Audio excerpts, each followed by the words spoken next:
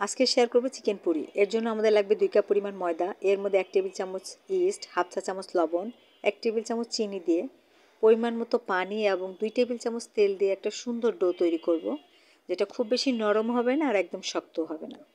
ডোটা তৈরি হয়ে গেলে আমরা এই ডোটা 1 ঘন্টার জন্য ঢেকে রেখে দেব।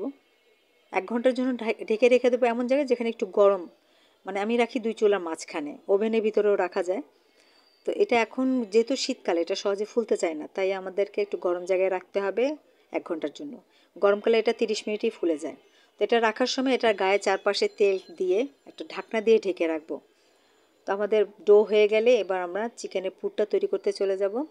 চিকেনের পুর জন্য আমাদের এখানে 1 কাপ পেঁয়াজ লাগবে আর চিকেন লাগবে। চিকেনটা আমি ভালো করে সেদ্ধ করে নিয়েছি আদা রসুন আর লবণ দিয়ে এবং ছিঁড়ে ছিঁড়ে নিয়েছি। হ্যাঁ, এবার তেল গরম করে তাতে আমি পেঁয়াজটা দিয়ে কিছুক্ষণ ভাজবো।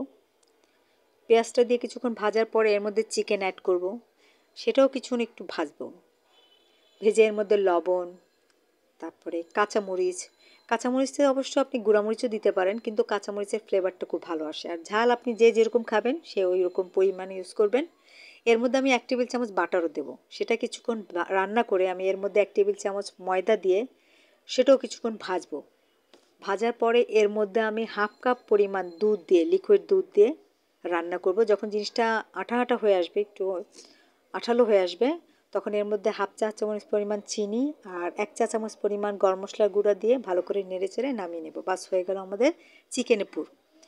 এবার আমাদের যে ময়দার ডোটা আছে সেখান থেকে লেচি নিয়ে পরিমাণ মতো চিকেন নিয়ে এর ভিতরে দিয়ে খুব ভালো করে মুখটা সিল করে নেব।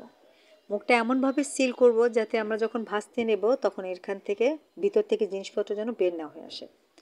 তারপরে খুব সুন্দরভাবে আস্তে আস্তে করে এটা একটা গোল বলের একটা শেপ দেব, বলের মতো করে ঘুরে ঘুরে এবং ভালো করে চেপে চেপে মুখটা আটকাবো।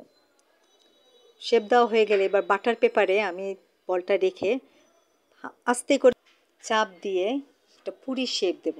এরপর আমি এটা আসলে বেলবো না।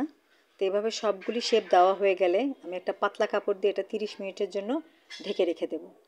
এবার তেল গরম করে খুব মৃদু আছে তেলটা গরম করে এর মধ্যে আমাদের সেই পুরিগুলি আস্তে আস্তে করে দিয়ে খুব কম আছে ভেজে নেব।